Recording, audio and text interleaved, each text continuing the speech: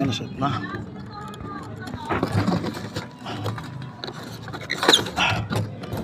Yan. Tapos sasabit niyo yung pako. Kita niyo yung pako, oh. Nakasabit siya, ano. Ganun din dito, nakasabit. Ayan, oh. Kapatong siya sa hollow block. Kaya importante yun talaga sa lahat na ang hollow block nyo ay nibilado na. Para hindi na kayo mag-gilibin ng forma, no. Pantay na kagad. Ayan. Tapos higpitan na po natin yung alambre, no.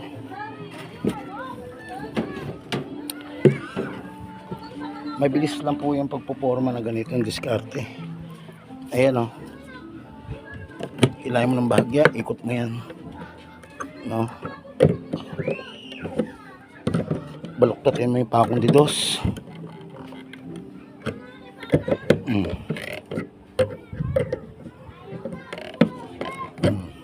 Ganyan lang.